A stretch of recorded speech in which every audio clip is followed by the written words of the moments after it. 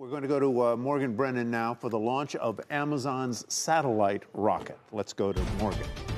Hi, Tyler. That's right. So we're T-minus 30 seconds right now to liftoff. This is another milestone in the commercial space race. You can see it on your screen right there as Amazon gets ready to launch the first two test satellites to low Earth orbit. These are the first prototypes of Project Kuiper, which is Amazon's plan to build a network of more than 3,200 satellites in low Earth orbit to provide high-speed internet access anywhere in the world. And liftoff of the United Launch Alliance Atlas V rocket. And there it goes. So for Amazon's Project today's Kuiper mission is dubbed Prototype Flight, or Protoflight. It's being carried out by United Launch Alliance. It's the JV between Boeing and Lockheed Martin.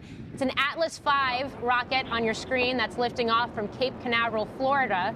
And this has been a long time coming, 4 years and 11 months so far, with Amazon's overall investment in Kuiper expected to be upwards of $10 billion. Now, these first satellites that are on that rocket on your screen, they're going to be used to test the tech and internet connection before the first production spacecraft head to space early next year, with beta testing for customers by the end of 2024. Now, once all of that happens, this is why this is a big milestone right here.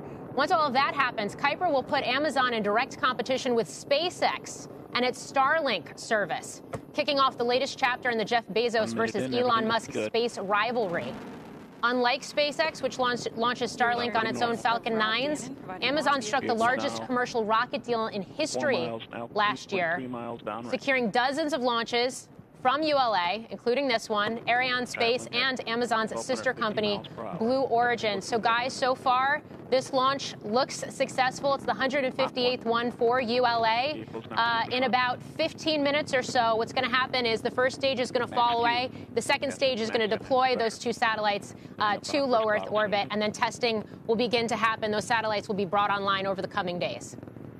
Troy, the sight of those rockets taking off never gets old. I mean, the power and the complexity of them, it's really amazing. When all is said and done, Morgan, between SpaceX and this Amazon project, how many of these low Earth orbiting satellites or garlands of satellites will there be?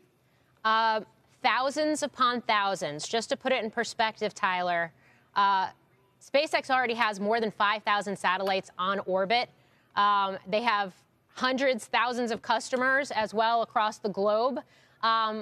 Amazon is playing a little bit of catch-up, for lack of a better term here, but they're expecting to put more than 3,200 satellites on orbit in the coming years as well. So, and that's just two companies. There are other companies and other startups that are also working on their own broadband constellations as well.